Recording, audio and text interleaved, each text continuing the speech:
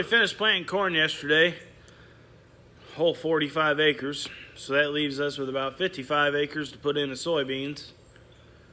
But it ended up raining last night, and it's been raining most of the day so far today. It stopped right now, but I think it's supposed to pick back up this afternoon or later this evening. So far, we've only had 3/10 of rain. It hasn't been a real hard rain, so that's good. It's been kind of easy. With that being said, my parts for my Ranger here came in. So we're going to put this one side back together, and then we're going to get the other side tore apart and change it around. We already got the old ball joint out, and I got the new one in. With this being, with that, that's pressed in there, and you can't get to it from the back. So my buddy ground down this socket here, and then basically that just slides over top, put some washers on it, pull it out.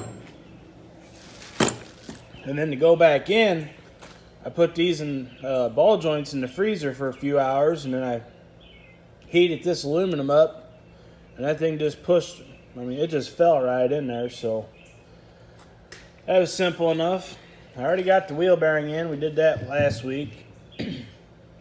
So we're going to get the passenger side put back together real quick and get this driver side tore apart. I actually forgot until I just jacked it back up. We're changing these A-arm bushings as well. Figured we got it apart, might as well do it. That way everything on the front end be brand new.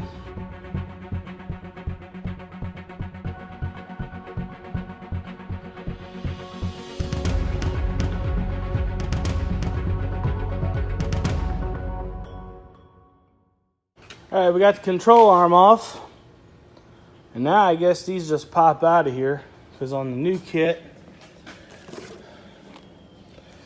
looks like the rubber bushings are only half, and then the sleeve slides through the middle, so it should pop right out and back in. Got the old one out, the new one back in. Maybe 2-3 minutes to do that. Do the same on this side, then we can put that back on. We got the new bushings in that A-arm, got it back on. I just got to tighten it up, shoot it with some grease, and then we're going to put everything else back together.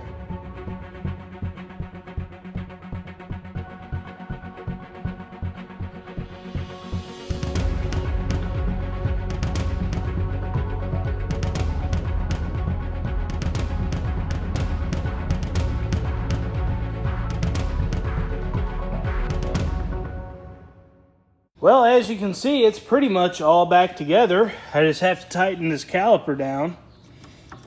But I walked back here looking for a socket, and then I remembered I forgot to put that plate on. That goes around the ball joint. So I'm hoping I can just pull that control arm down and slide this in there without taking everything back apart. So we'll find out. We got this side completely back together. I was able to drop that control arm and put that plate up around the ball joint. So this side's good to go. We're not putting the wheels and tires back on just yet, because I'm going to mount these new tires on it. And I just don't feel like putting the wheel on for a day and then pulling it back off. So now we're going to pull apart the other side.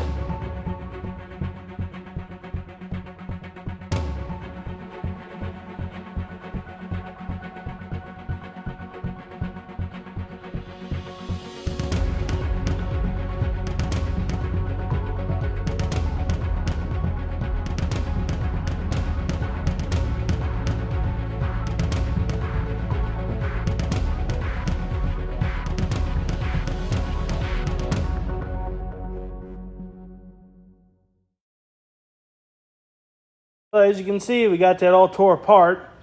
Now we just got to press that bearing out, pull that ball joint out, change the bushings just like we did on the other side, put it all back together.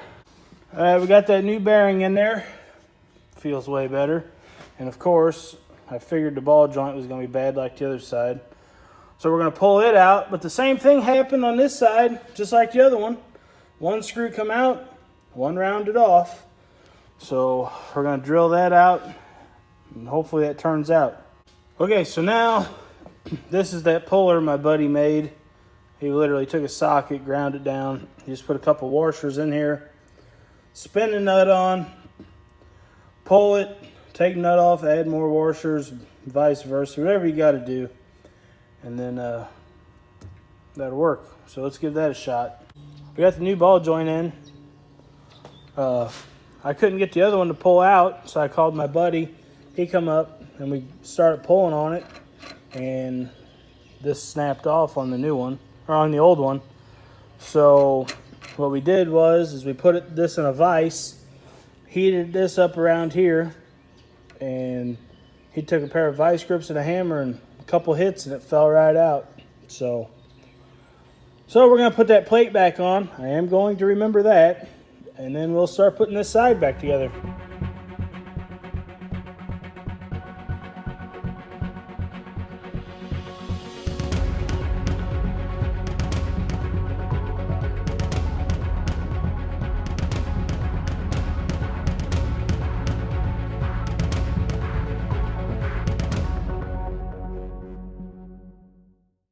Alright, well, we got the front end done on this thing.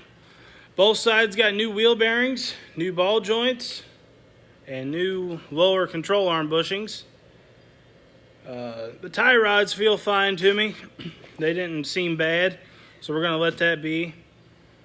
So that's going to wrap it up on this project. Now, I just got to get all the tools out of the bed and back in the toolbox. I'm very unorganized when I work on stuff. I pull everything out of the toolbox at once and just throw it in one spot until I'm done. I need to get better about that. So we're going to clean this out, and then I'll put the front on jack stands, and then bring jack on the back and pull these back tires and wheels off. And then tomorrow we'll try to go get the new tires mounted on the wheels.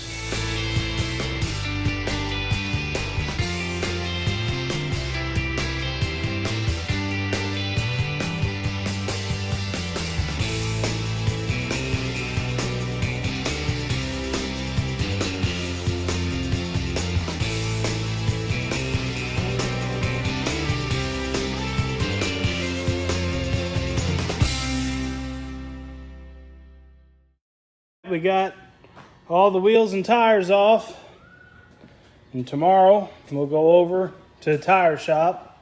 I don't really want to mess with them. We'll go to the tire shop and get my new ones put on.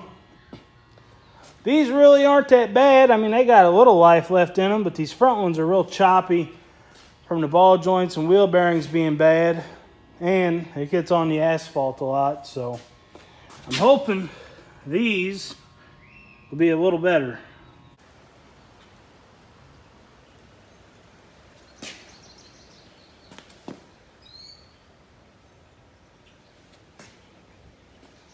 Well, we got the new tires put on. They look pretty good.